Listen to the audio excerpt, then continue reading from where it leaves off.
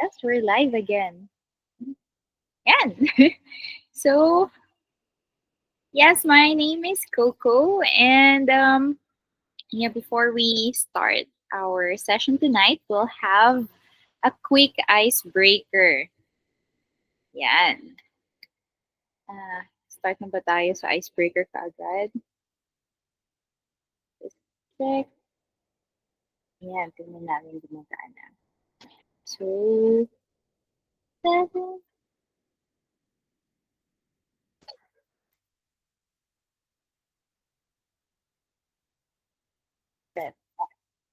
Start na. I'm just making sure it's working. Medyo naglalag. Ayan! So yes, mag-enjoy muna tayo with this icebreaker. So, sobrang dali lang nito. Nakita na nga yata ni Jen kanina yung mga sagot eh. So yeah, yes, what I've mentioned earlier before we dive into tonight's session, you have this icebreaker. So it's just I'll flash some movies on the screen, and you can just type your answers sa chat box kung anong tingin nyo yung title ng movie. So, yan. Pa-example tayo. Natin ko. Kung sinong may hilig manood.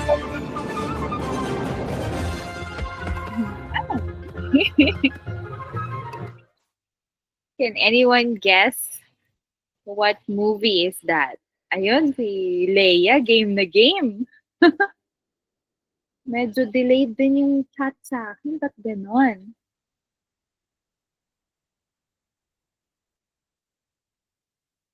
Ang bibilis nyo kasi mag-type, kaya pagdating sa akin, nahuhuli na. Yan, Kung Fu. Si Leia. Naku, favorite mo ba to, Leia? Ayan. Kung Fu Panda. Yes. Yes, Kung Fu Panda. Yes, yung next.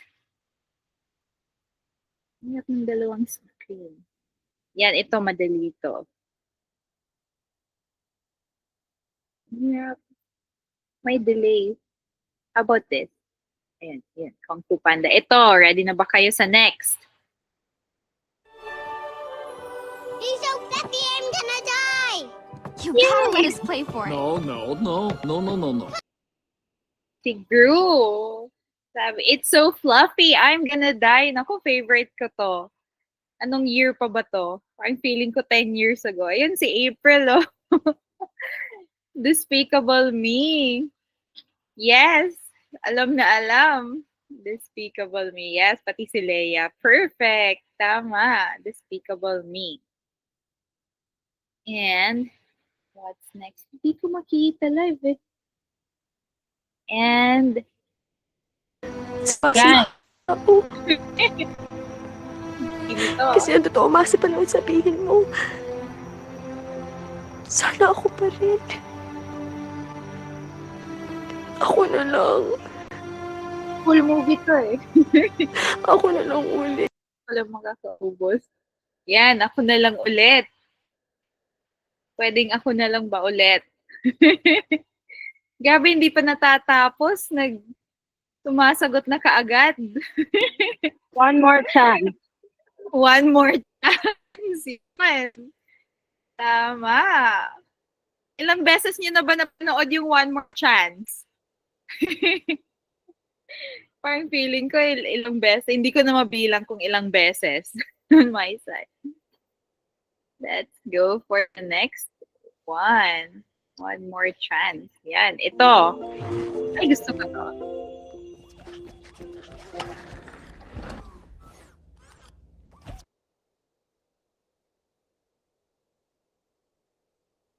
Ayan. Baymax. Baymax. Actually, akala ko din Baymax. Pero hindi siya Baymax. Ano ba makikita dito? Ayun. Hindi siya Baymax. Ang bilis-bilis ng kamay ni Leia, oh. Baymax. Ayun, Big Hero. Tama si April. Big Hero. Kaso kulang ng 6. Big Hero 6 siya. Yan. Pero si Baymax, kasi yung cute-cute niya. Galing ni Ni April, oh. Ito, next. Ay, ito. Anong grade ba?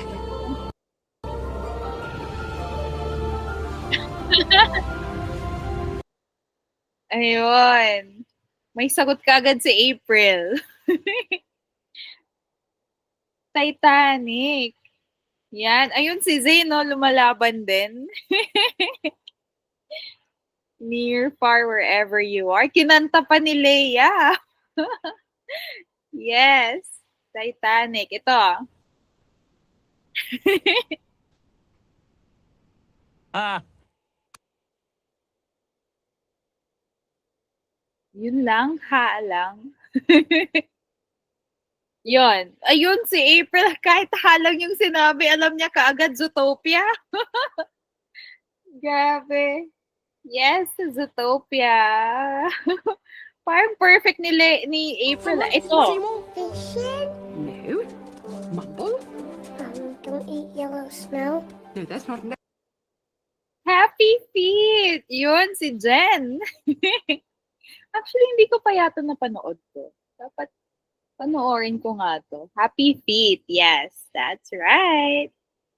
How about this? Dahil hindi lang oras at pagod mo ang pinuhunan mo, di ba? Pati puso't kaluluwa mo, di ba? Wapo ni Piolo.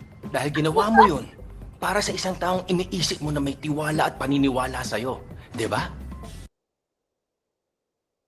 Yan. Anong tingin niyo yung title ng movie? May sagot ba? First time ba walang sagot? Si Jen, hindi pa ni Tony. Walang may sagot. Sirit na ba? Ang gwapo-gwapo ni Piolo. Kung hindi ka fan ni Tony, baka fan ka naman ni Piolo. Walang may alam. Ito, ayoko na break na kayo ni Papa Piolo. Starting over again. Yan, first time walang may sagot. How about the next one? Hindi naman na ginagawa mo ang gusto mo. Eh, ba't kami hindi pwede? Wala akong ginagawang masama! Akala mo lang wala! Pero meron! Wow! Ang bibilis ng kamay.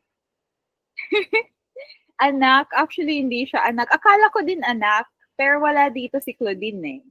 Pero tama si Jen, bata-bata, paano ka ginawa? Ayan. Grabe si Jen. Ito, kundi na lang. Ay, ito. Gusto ko din. No, I didn't mean it like that. Are you done yet? Yes, please. Vilmanian. Si Jen Vilmanian. Elemental. Yes. Tama si Leia. Naku, 100 slides pa to. Last two. Ay, ito. Ano sa tingin nyo? Harry Potter. Yes, Harry Potter. May alam ba kung anong part ng Harry Potter to? Anong... Which part? Kasi... Wow! Sorcerer's Stone. That's right. Kitang-kita pa na batang-bata pa sila eh, no? So, ito yung pinakauna. Yes! Sorcerer's Stone. Perfect. Anong grade pa ako nito? Ito. Ay, last. Olaf, you're melting. Some people are worth melting for.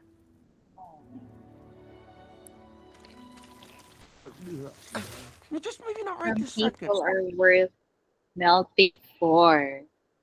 Sweet naman. Valentine's na Valentine. Some people are worth melting for. Yan, may sagot ka agad si Leia. Frozen. Parang ako na Frozen dito. Yes. So, yun. Ang galing. May sagot kayo sa lahat. Yan, Frozen. That's it. Yes, some people are worth melting for. So, yeah, we're done with the icebreaker.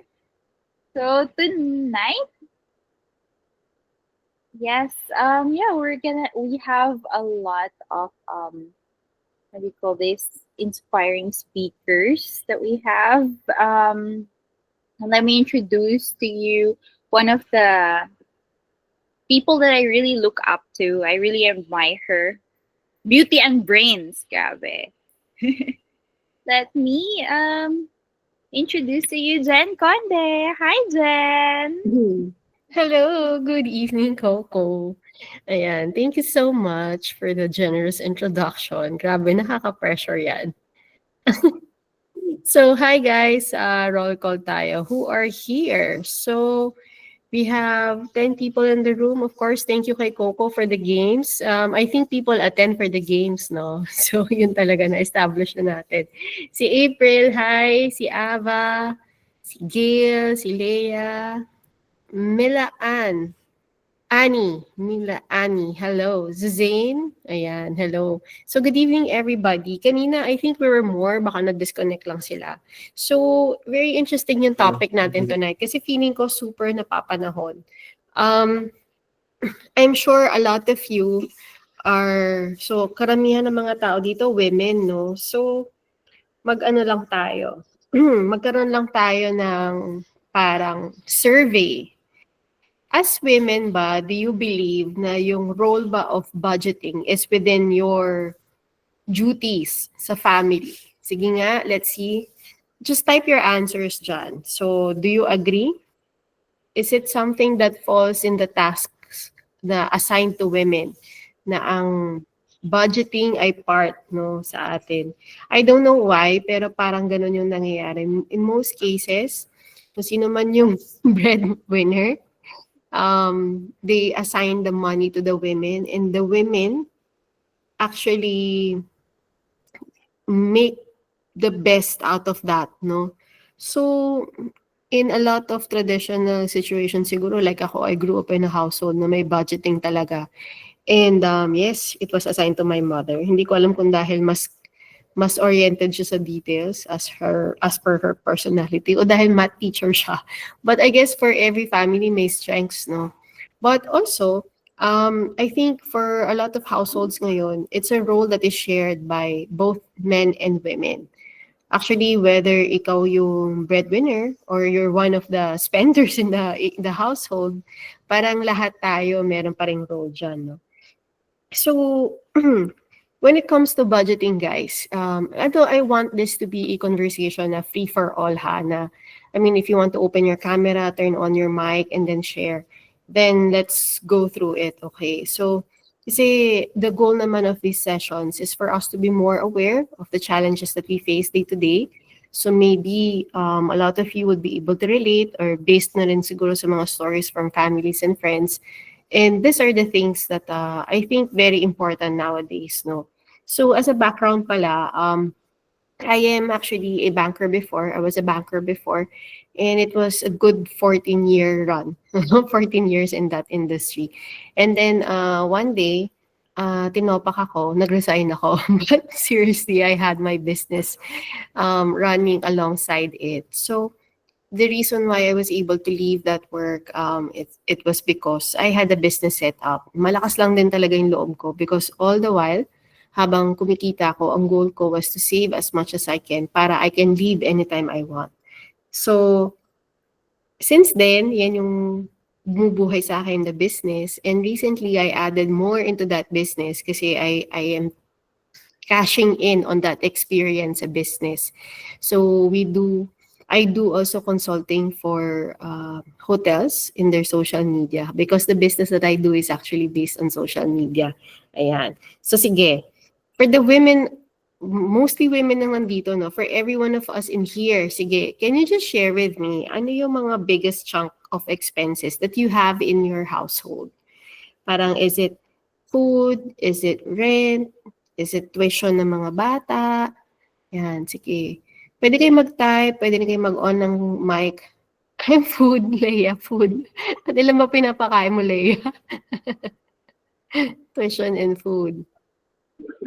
Then ako, pwede ako mag-share. Sure, go ahead. So, nung bago ako nagpunta dito sa atin, bag na ang ginagastos ko ay food at saka gala. Tapos nung nandito, even before kasi kami kinasal ng husband ko, pinag-usapan na namin yung taxes, electricity, ganyan, situation between Philippines and Greece. So, and Europe in general. Siguro si Gail, nakita ko si Gail nandun sa mga credit. Na ngayon, I noticed bulk ng ginagastasan, food pa rin, syempre, and electricity. So, especially right now, so medyo mag-overshare lang ako. Especially right now, di ba, with the war, ongoing war, sobrang na-affect talaga yung electricity, yung energy. And dahil doon, parang everything else is affected. So, ngayon, ang lamig. Kitang-kita nyo naman, ang lamig, di ba? So, syempre, alangan mo magbalot ka na lang ng makapal na damit or magkumot sa bahay ng makapal. Syempre, gusto mo mag-on ng heater, di ba? Which you need also energy. So, yun yung sa amin, kuryente, pagkain. And I would say, isang nagulat pa rin talaga ako dito sa Greece at hindi ko alam sa ibang part ng Europe. 50% ang binabayaran namin sa kuryente napupunta sa taxes. So 50% nun ang talagang consumption lang namin. My gosh, taxes lang yun, Ava. Yeah. Okay. Well, actually, thanks for sharing, Ava. Actually, I wouldn't be surprised because kada country, kada region, may iba-ibang regime. I think sa Philippines, more or less, nasa mga 15 to 20% ng take-home money mo ang natatax eh. Pero, marami tayong added tax, like VAT, e-VAT, tapos nun, compounded yun. Kasi vinat ka na dun sa gas, pag bumili ka ng kotse, may VAT pa yun. Tapos pag daan mo ng tollway, may VAT pa ulit yun. So, patong-patong siya. Tapos, sa Europe, normal yata talaga sa Europe na ang tax regime nila, like kunwari magko-contribute ka for social security, nasa mga 50% eh. I think si Gail, kung nandito, can confirm that. Kasi ganun yata sa Austria. Sige. So, actually, curious ako dun sa mga mommies natin in the group kasi, yes, Maan, hello. Hi. Sige. So, Maan, feel free to share ha. I mean, anytime na meron kang gustong i-mention then just comment there or open your mic. So, for the mommies in the group, curious din ako. Like, kunwari, si Zane tsaka si Leia. Because, and si April, yan. Because you guys mentioned na food talaga yung pinakamalaking gastos and tuition. So, how is it, like parang ilang percent ng budget nyo for the month actually goes to food and maybe tuition?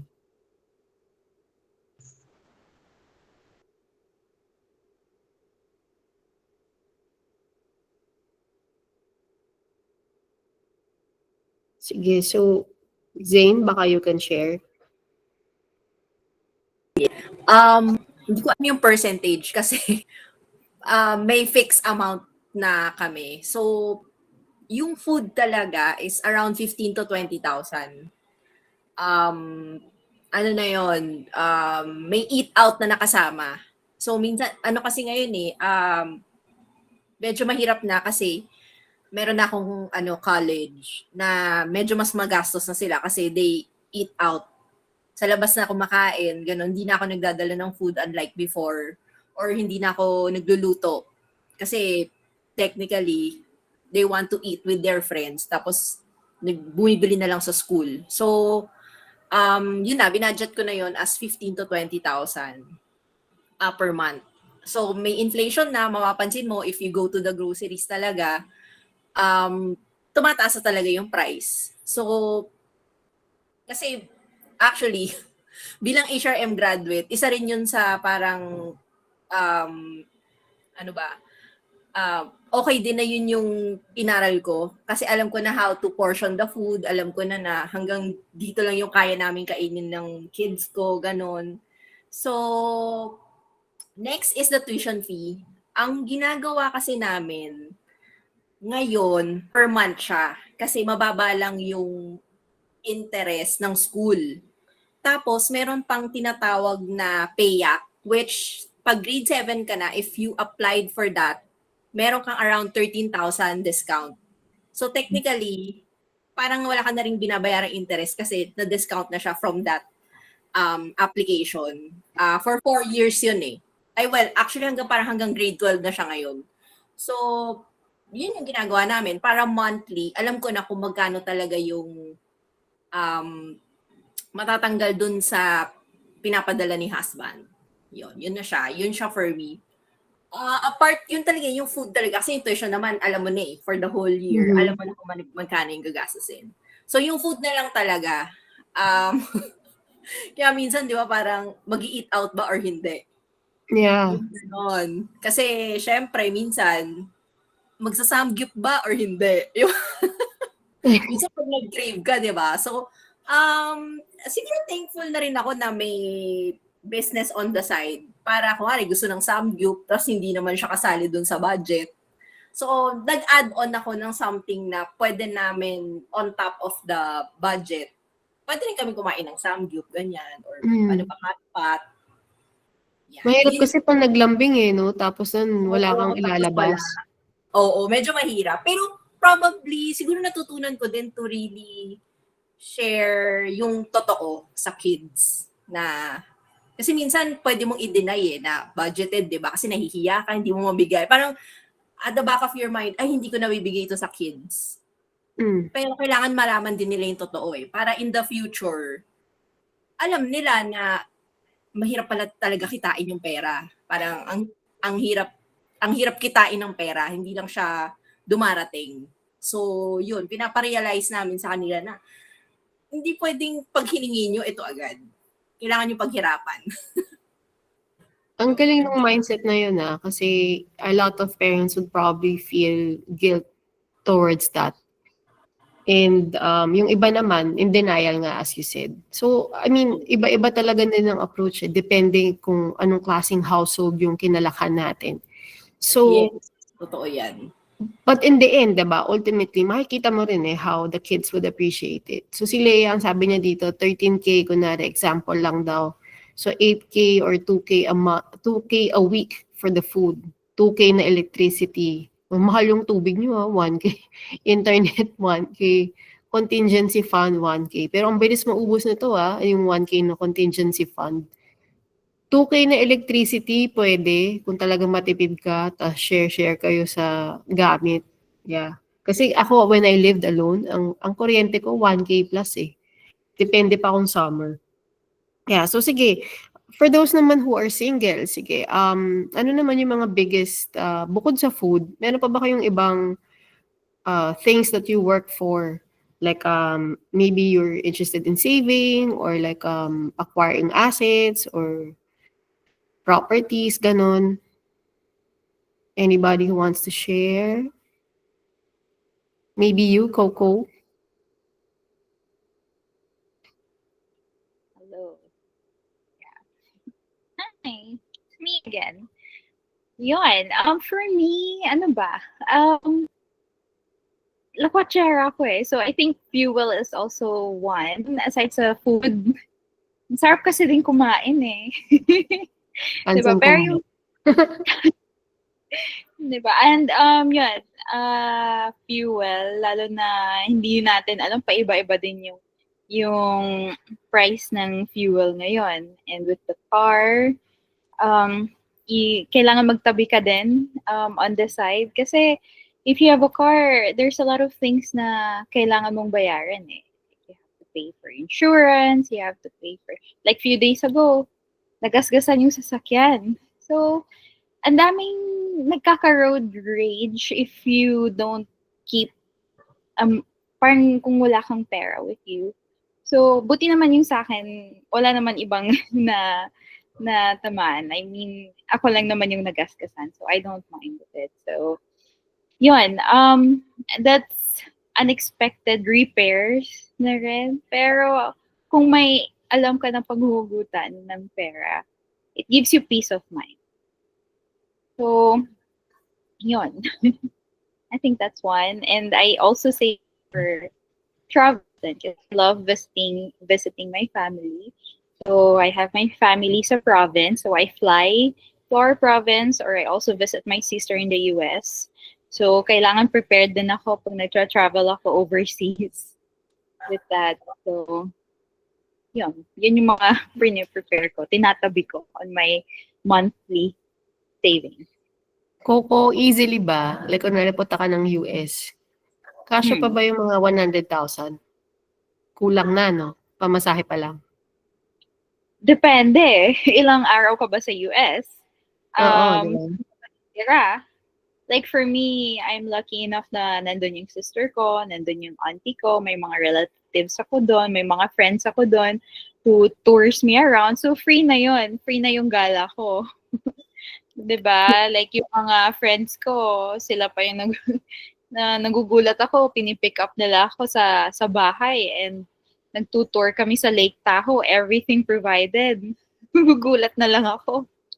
So, yun, libreng tour na. Pero there are times din na kung may gusto kang puntahan, let's say Yosemite, yung sa California, yung isa sa mga national parks, ang ganda doon. As in, kung gusto mong puntahan yun, you have to save at least, I don't know, $300 per day.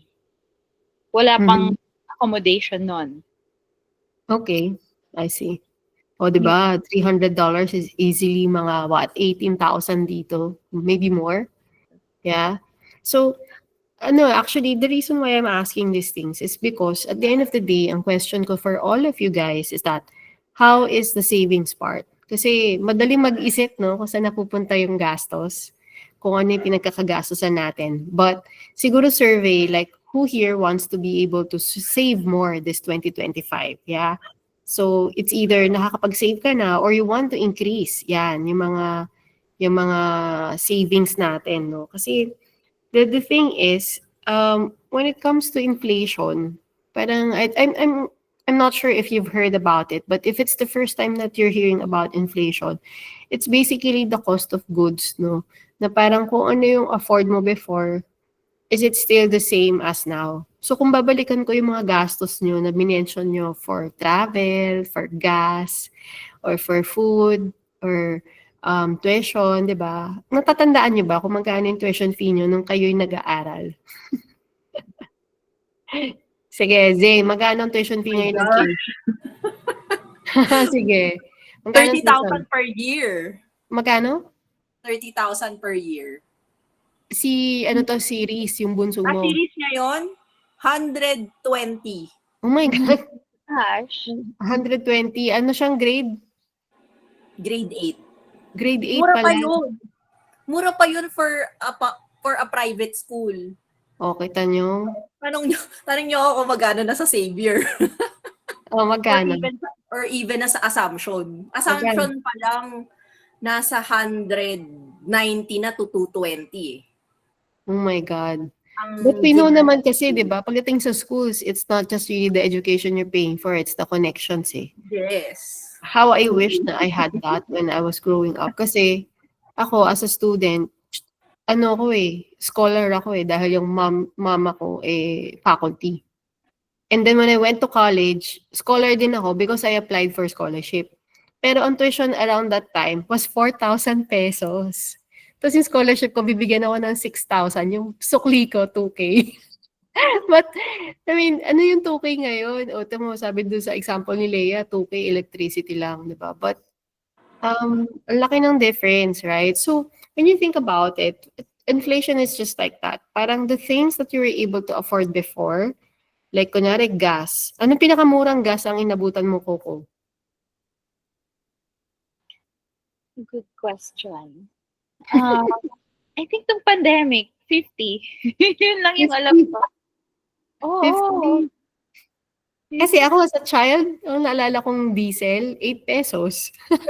Wow. So, ngayon, magkano na siya, di ba? So, parang 60 pesos. 10 years ago, I think, 40, 30. O, di ba? Mga ganun eh. That's what inflation does. So, before, kung the things that you were able to afford, yun yung kasya sa sweldo mo or sa pinagkakakit, kung ano man yung kita mo, di ba? But if you're not able to earn more for the next few years, di ba? We've been telling our friends, parang if you've been listening to news or yung mga economic forecast up ahead, the thing is, if you don't grow kung ano yung pinagmumulan ng income mo today, like kunwari in a household, tas ikaw lang yung breadwinner or dalawa kayo, and yung income nyo, hindi siya nag-grow as fast as what you're earning sa compared sa mga gastos, parang ang hirap. Kasi meron akong listahan dito actually, hinanap ko 'to, eh. Narinig ko lang 'to actually sa radyo. Thus the inspiration for today's, topic. Pero merong 77 items na inisyu ang DTI and Department of Trade and Industry, which is a guide on the most basic, essential goods that we have. Sabi dito, dun sa 77 items, yun may mga price increases. Tas meron silang mga 6 more items na may price reductions. Merong 108 items na medyo stable, okay? And there are 11 products that underwent size changes. Meaning, kung yung binibili mong shampoo dati 100 ml, ngayon mga 95 ml na lang siya. Napapansin niyo yun? O di kaya yung burger sa McDo, pag bumili kayo, medyo mas maliit pa ng konti, 'di ba? Yung parang Angel's Burger na siya. Yung sa unang kagat tinapay, tapos sa pangalawa may laman. Tapos pagdating ng pangatlo, ubos na. 'Di ba? So ganun yung epekto niya. And unfortunately, kasama dito yung ibang mga bagay na kunwari tinapay, right? So tinapay is super basic, 'di ba? Can you share with me kung ano yung mga type nyo lang sa chat? Ano yung mga super basic goods that you actually experience, no? Or you actually buy? Like bread, maybe mga toiletries, maybe food na delata, 'di ba? Pang emergency or mga beverages, kape, ganyan. Bigas, kasama 'yan. So, yung sardinas, hindi na siya talaga priced for the mahirap. Even yung galunggong, right? So before, yung galunggong, iniisip natin, pagkain mahirap, pero ngayon hindi ni. Kahit nga yung delata na sardinas, hindi rin siya afford ng ordinaryong tao, eh. Kasi parang I think para ma-maximize mo yung sardinas, kailangan mo siyang dagdagan ng patatas, itlog. Kailangan mo siyang dagdagan ng konting dahon-dahon para dumami. So, I'm sure yung mga mommies diyan, yan, baka si April, si Leia, si Zane, baka sanay na sanay kayong mag-multiply ng pagkain. Kasi parang parang Jesus Christ kayo, ganun nagpapadami ng mga ulam dahil hindi kakasya. So, yan yung mga kasama dun, eh, 'no, yung kape. Meron ba dito kayang hindi uminom ng kape? Yan, so baka coffee is life. So kasama yan sa mga kung kukumputin natin, 'no, of all of those things that, pile up every month dahil dun sa mga inflation, ongoing war na sinabi ni Ava, tapos nun yung mga issues natin sa supply chain, 'di ba? It's being affected. So, pag kinompute natin yung increase dun sa mga prices na yun versus dun sa increase sa sweldo natin, parang ang hirap. I remember as a banker, I was very happy with my last company kasi yung sweldo na yun, anti-inflationary increase. So pagpalagay mo na yung inflation was around 5%, 4%, yung increase mo nasa mga 15%. So hindi lang siya match. Kasi a lot of companies would trick people into thinking na okay yung increase mo. Pero in truth, binigyan ka lang ng 3%, 5%. Eh dahil nga sa VAT, hindi naman kumbaga yung increase na binigay sa'yo napupunta lang siya sa taxes mo. So hindi pa rin sapat, 'no? So yun yung mga problems natin ngayon as an economy, yan. So for you guys, sige nga, can you share with me ano pa yung struggles nyo when it comes to saving, no? So kasi inflation has the effect of eating away our savings. Pero kayo personally, ano yung struggles nyo with trying to save or maintaining that savings level? Sige nga, or baka may tips kayo or tricks kung paano kayo makapagtipid every month. Sige, open floor. Baka si April, si Leia, or si Gail, Annie would want to share. Just feel free to share, ha. Kung shy kayo, pwede rin kayo mag-type. Yan.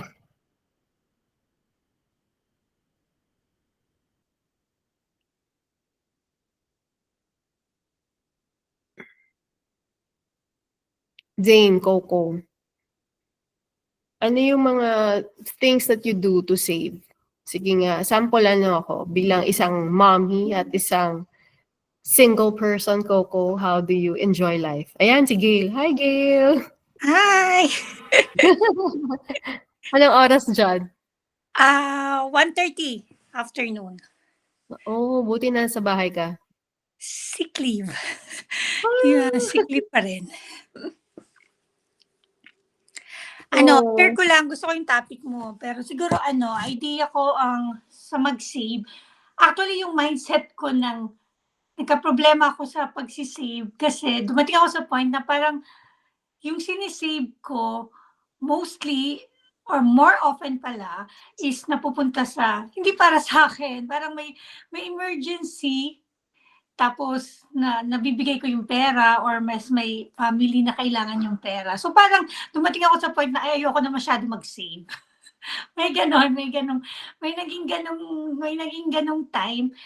Pero yung sa pagsisave naman, I think talagang best pa rin sa akin is yung talagang sa sweldo ko, sineset aside ko na muna siyang una.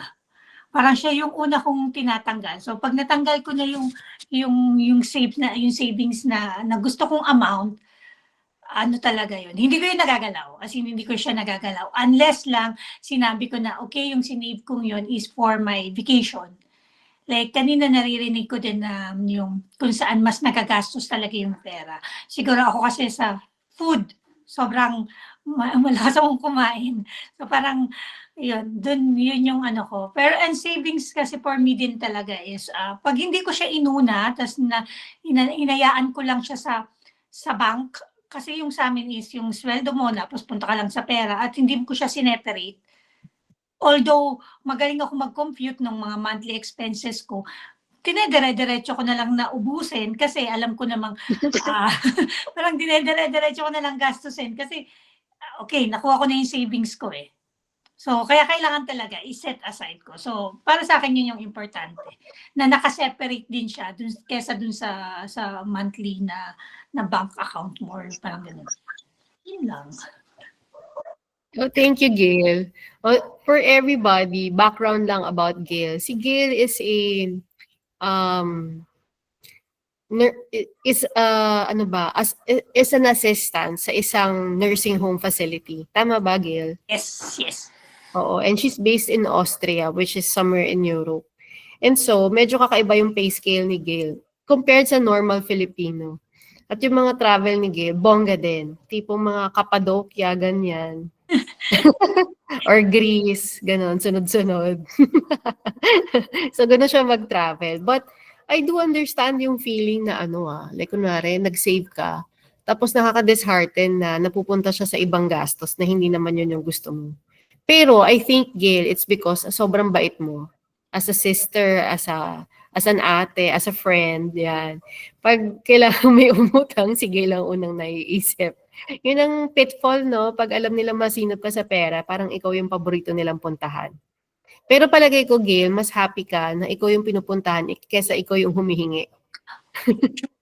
Sure. Pero I also can relate dun sa sinabi mo na once you set aside, everything na matira, inuubos mo. Sobrang relate ako doon. Kasi ganun din yung feeling ko. Parang minsan, parang sumobra yung inubos ko Sige. O yung iba, baka may gusto kong i-share pagdating sa savings.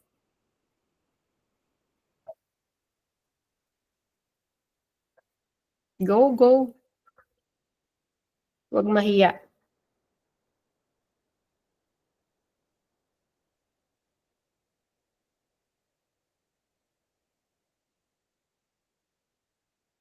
Share kayo, sige, go.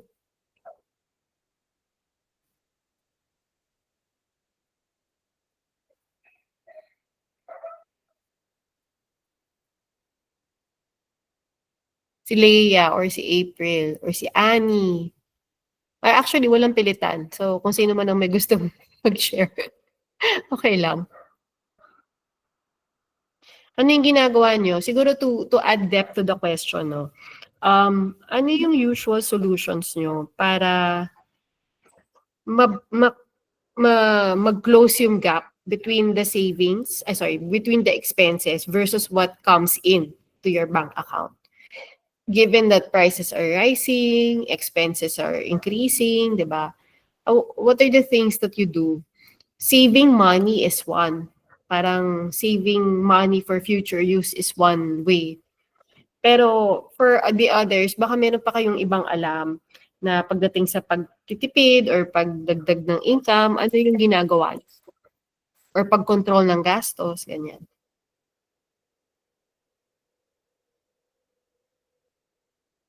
Coco?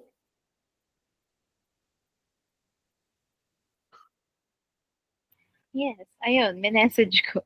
Ay, minessage mo? Hindi po Ayun, live below your means. Ang hirap naman kasi kung gagastusin. I mean, yes, it happens na parang napapasobra yung, yung bili.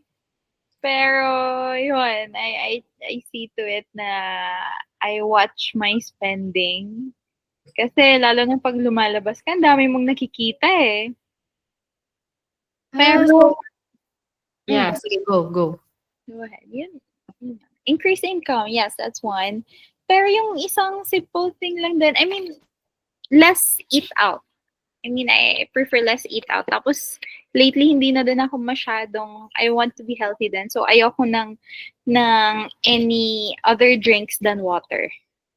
So, I don't know, for me, that's one thing that saves me then. Like, especially if you're traveling, kung saan country. Like, for me, one time nung napunta ako ng Paris, nagbabaon ako ng water kahit saan ako magpunta. Kasi that's already, parang ang laking tulong na din nun. Kasi kung bumili ako sa labas, 7 euros yung nabili kong water one time eh. So, that's, I think, isa na din yon sa pagtitipid. So, you can do the same thing with your other expenses. So, yun, bawasan mo yung expenses mo.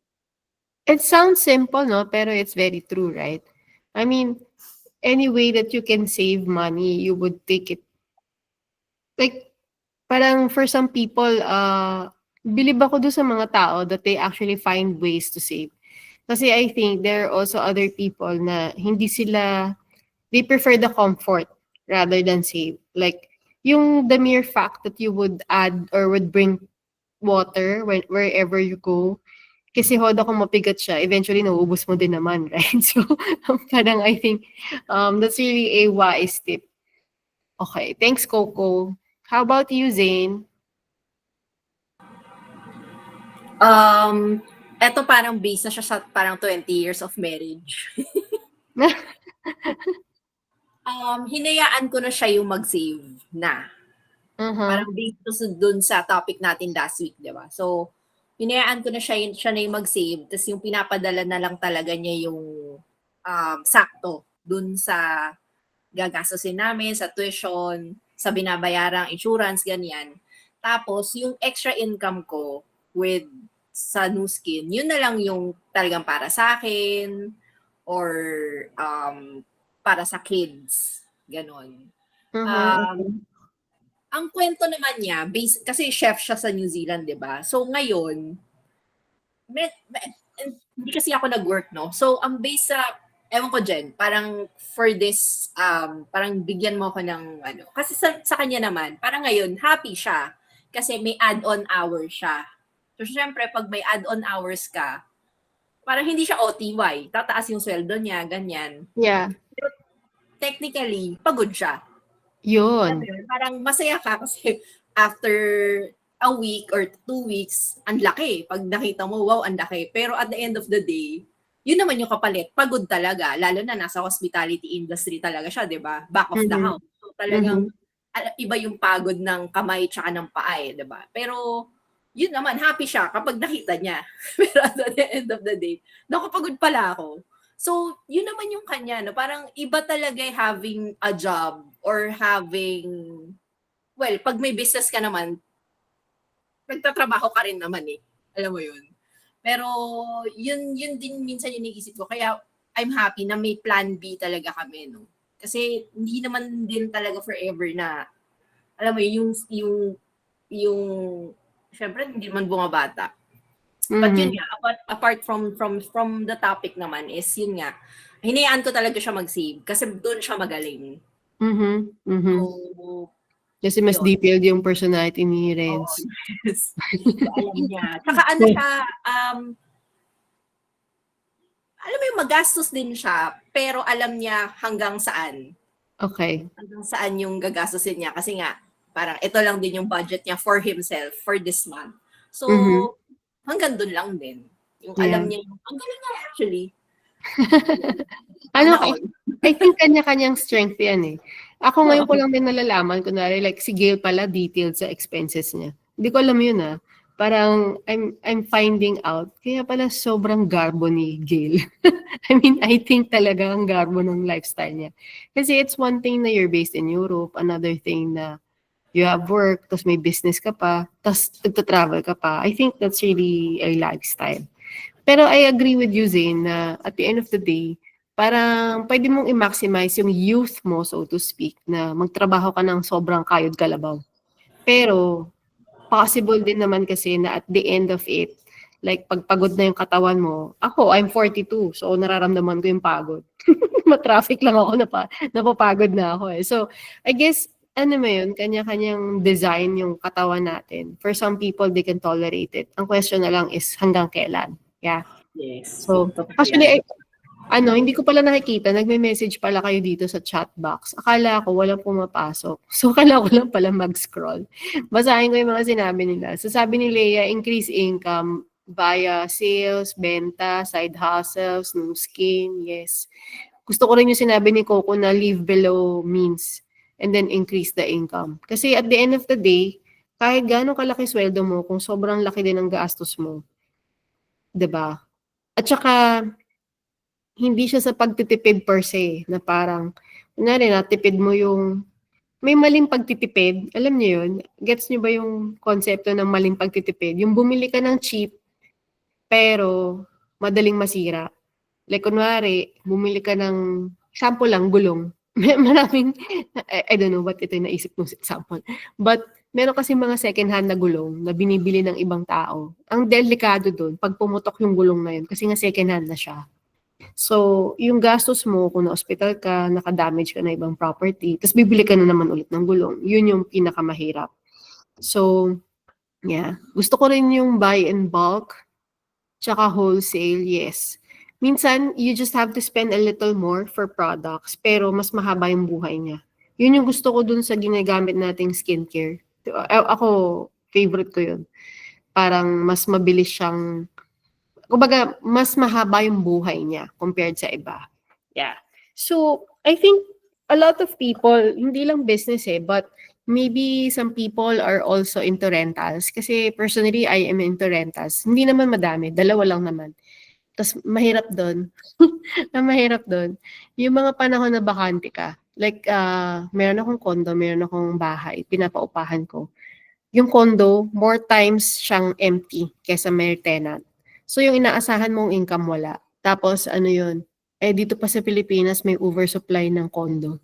So, ang hirap kasi lahat ng kalaban mo nagbababa. Pero ikaw, ako personally, ayokong iparenta sa sobrang baba kasi lalong maluluma yung property, hindi naman sila masinop. I mean, the people who can afford or would haggle so much sa mumurahing rent, sila yung mga tipong taong hindi maalaga sa bahay. Parang hindi masinop yun. Parang, ayun ang experience ko So, yung iba, nag-i-invest sa stocks and bonds, meron ba? Gail, ikaw ba nag-i-invest sa stocks? Hindi. Ito kasing si Gil, nagpapautang yan ng milyones eh. Ganyan yan eh. Ganyan yung babaeng yan eh. Pero, totoo, di ba? Kaya nauubos yung savings mo eh. Bongga ka magpautang eh. Pero, guys, we're all friends here. So, no bashing. Hindi ko binabash si Gil. Binibiro ko lang. Pero, siguro as a banker before, one of the avenues na available for me was actually stocks and bonds. Na kala mo okay, pero kung hindi ka marunong maglaro ng market, can also be detrimental sa'yo. Kasi, meron ako mga investments na hindi ko magalaw kasi lugi. So yung pera natutulog. In short, nakalimutan ko na. But wait lang meron akong plug-in dito. Meron akong plug-in na sharing. Papakita ko sa inyo. Kasi I wanna hear din from Ava. Ava unfortunately had to go for her appointment. Pero she shared with us a video here. So I'm gonna play it for everybody. Yeah. Okay, hold on. So i-share ko na lang kasi I was working as an engineer before and it took me 10 years bago mag-doble yung increase ng sweldo ko. Pero dito sa Europe, for example, almost every month or periodically dahil sa wars, tumataas ng 60% yung electricity. So, kung iisipin mo, kung sa akin, inabot ako ng 10 taon para tumaas yung sweldo ko at mag-doble yung amount ng kinikita ko. Tapos, yung gastusin, tumataas ngayon ng doble almost every month. It just really makes sense na maghanap ka ng solusyon other than your job. Hindi na talaga reliable na work lang. So, marami rin ako nakausap dito ng mga OFWs and hirap din silang makaipon. So, even though mas malaki yung kinikita nila dito compared sa Philippines, mas malaki rin yung ginagastos. And especially right now, we have a lot of tools and we have a team that support us, para pwede mong pag-aralan for free. Magandang solusyon na talaga to start your own business na hindi mo kailangang gumastos ng malaki, hindi mo kailangang maging malayo sa family mo. So, kung iisipin mo, parang saan ka na lang talaga pupulutin if parang suntok sa buwan na sana umaasa ka na umabot pa rin yung savings mo without thinking about, without computing na, teka, ang taas ng presyo, ang bilis ng taas ng presyo every month, every year. Pero yung sweldo ko, tumaas nga pero biglang tataksan pa rin. So, ayun, siguro it's just best to think about it right now and find solutions and actually do something about it if meron tayong gustong ma-achieve sa life natin. So, i-share ko na lang kasi I was working as an engineer before and it took me 10 years. Ayun. So, thank you kay Ava. Actually, yung sinabi ni Ava, it resonates, no? I mean, whether nasa Pilipinas ka or nasa ibang bansa ka, parang the people who really go far, actually, not even far yung para lang beyond the point of surviving ka, na para hindi ka laging nagkukumahog, is to really find ways na you can add more income streams, no? So, as we were discussing, merong may mga options naman but all of these other things, like kunwari, for you to have rental properties or para magkaroon ng stocks and bonds, minsan yung mga traditional businesses like yung brick and mortar, yung tipong magtatayo ka ng store or mag-franchise ka, it also requires money. Kakaunti lang din talaga yung mga opportunities that would give us the ability to make money kahit na wala tayong kapital, 'di ba? So, ngayon we're finding na kailangan mo lang talagang matutong mag-evaluate ng mga projects or mga business opportunities that are presented kasi not all businesses are created equal. And even for those na, ito nakita ko sa ibang friends ko, yung mga kakilala ko, ginawa talaga nilang career yung pag-content content creation. Pero ako personally, siguro hindi ako ganun ka-creative. Hindi ko maisip. Like after 10 sessions siguro mahirapan ako. Paano ko gagawa ng content na kaya magpatuloy, na I will never run out of ideas. Itong si April, alam ko yung husband niya, merong channel April, are you there? Is it over TikTok or Facebook or both? Hi, good evening everyone. Sorry kasi multitasking tayo with dalawa akong It's okay. girls. Yes, na nire-review. Yes, it's exam week. Yes, he's on TikTok, Facebook, and YouTube. Ayun. So, Yeah. swertihan na lang para pag nakabanding ko siya. Hindi, kidding. Joke lang. Yes, may time naman. May nag-date pa naman. Yung pala yung detriment kapag yung asawa mo busy. I guess it applies to anywhere or anyone actually. So thanks April. Whether work yan or you're into content creating or you're doing your business, meron din talaga mga trade-off eh. Ang tanong na lang is that yung trade-off mo ba would be good in the long run? Like it would continue to cash in money for you even when you're not actively participating in it. Kasi I think ayun, gaya nun, may ibang tao, they're blessed with the ideas to do content creation, but not everybody has that gift. And not everybody can sustain it for the long run. Kasi after you, siguro, meron ding iba na would have come up with a similar idea or can execute it better. Yeah. So, ayun. So, for me, no, Coco, kasi alam ko before flight attendant ka eh, but since having left that career, what actually sustains you month on month?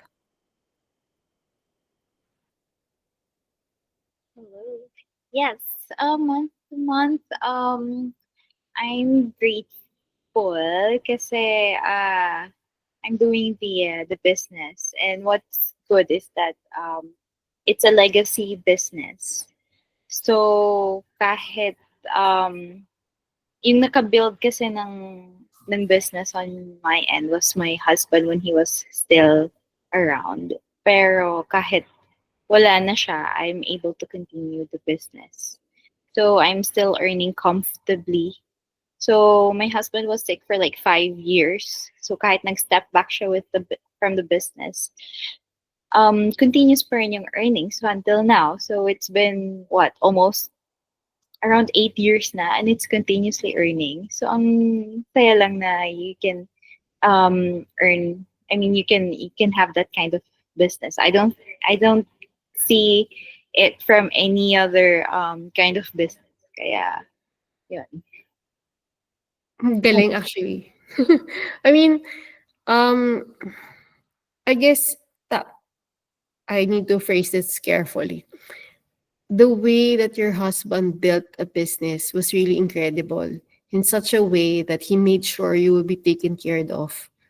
I think it surpasses any other insurance plan or retirement plan. Kasi insurance, actually for the benefit of everybody, ang insurance, kapag nakuha mo na yung claims mo from the company, it stops there. Yun na yun. And unless you have the gift of multiplying that money, like you invest it in the right resources or ways or avenues, parang mauubos at mauubos mo yan kahit ilang milyon eh. Siguro the difference with what Coco has or with each of us has is this ability na if we do the business right, since we're all new skin here at the end, no? So, the best thing is that for us, we have the ability to set it up in the right way that generations later, yung mga family members natin, our loved ones, to whom we entrust the business, would have that ability to continue a lifestyle. And testament talaga yung how Coco would do her life right now. Hindi siya limited.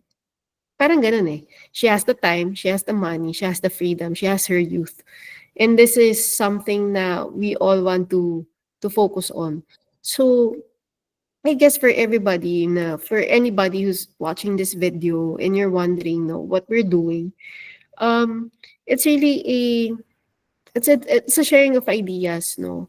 Why all of us with different backgrounds, like kunwari si Leia is based in Jensen, si April is a mommy, a homeschooling mommy and wife to a pastor then and now a content creator. Si Coco used to be a flight attendant and now she's retired and doing this business with her husband. Si Gail is in the health field. Si Suzanne is also a mom and a wife of an OFW. Si Ava naman decided to migrate to Europe with her husband, but she was an engineer before. So parang all of us, despite of our backgrounds, parang we were able to find a way for us to augment our income, to beat life's normal inflation. Kasi inflation is normal eh. I mean, you have to live in places na hindi normal yung inflation para mawala yun. Like China maybe. But dito sa Pilipinas and for the rest of the world, inflation is really a part of life. again, babalikan mo lang yung konsepto. How much yung baon mo noon versus sa baon ng mga bata ngayon. I mean, when I go back to that story, namamangha ako. Kasi when ng bata ako, bare-bare yung baon ko compared to what they need para makabili. Parang yung mga kwento dati ng parents ko, isang pera lang ang kailangan mo. Ibig sabihin 1 centavo to buy a lot of things. Pero ngayon hindi na siya ganun eh. And it's a concept that you would see sa mga countries like Vietnam, Malaysia, Indonesia, ang tataas ng inflation nila na yung pera nila. Korea. So sobrang taas ng pera nila, by the hundreds of thousands yung calculation nila. So tayo, doon na rin tayo papunta kapag hindi natin naayos yung gobyerno natin. And if we don't find a way to actually augment our income, tama kayo doon sa statement nyo kanina, Coco, na baka pulutin tayo kung saan.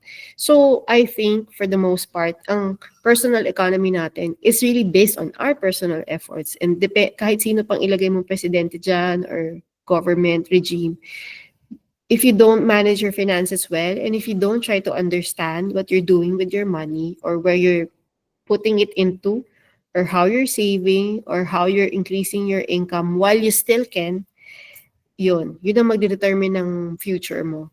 So, siguro just to also take away from what Zane said kanina, it's really important na while we can, we work on our finances. Na habang we have the health, we have the strength, we have the wits for it, diba? Kasi darating din talaga sa point na we don't have that luxury anymore. Na we don't have the time. Maybe time will run out. So parang at 42, my age, I think half-life ko to. Parang ganyan. And if I don't do it right, diba? Yun yung reality eh. So, I mean, for all of you na may umaasa sa inyo, and I think meron, whether it's a family member, maybe anak, or maybe mga kapatid or parents, we do what we can. And even if wala, or if you say that your family is well taken care of, there are other ways to minister that money, to be a good steward. And I think a lot of you would agree na good stewardship of money would also mean that you take care of the others na who do not have the means. Not to give away money, but to teach them how to be more prudent with their money. So, yun. Kaya, thank you guys. Kung, for all of you who are here and for all of you who will watch this video later on, thank you for your time. It's 9:03. Yan. So, buzzer beater. A little excess. Pero thank you so much. I hope you learned so much from this. At least meron kayong one key takeaway from this session. And sana, kung may questions kayo, just let us know. Feel free to message anybody from this group kung ano yung mga questions nyo. If you want more guidance, we'll be more than happy to share with you. Thank you! Thank you, Jen! Again, baka, hi, okay. Yes! Oo. Baka pwede mong banggitin yung for next week sa Copperwell. Ito lahat naman tayo. Yeah. Oo, tama. Sinabi mo yun sa akin. So actually, every Monday, we will have a session just like this. Paiba-iba tayo ng topic. So we will base it from whatever you feel is most needed or most applicable for your life. Like, kunwari, topics natin ng Monday is really more on personal finance. No? And huwag kayong mag-alala, magsisingit din tayo ng mga chismis at chika. So, but we also have Wednesdays for anybody who wants to build the business. Wednesdays would be a regular program for us na moving forward. It's every 9 o'clock, tama ba, Ava? Yes, after BOM. Yeah. So, Mondays, we are 8 to 9, and then Wednesdays, we are 9 to 10 p.m. So, this Wednesday, meron tayong session. We'll share more details about it. Yep. Okay. Thanks, Jen. Thank you, ladies. Thank I you. appreciate you all. Good Thank night you and sa good inyo, Dad. night. Bye! Bye.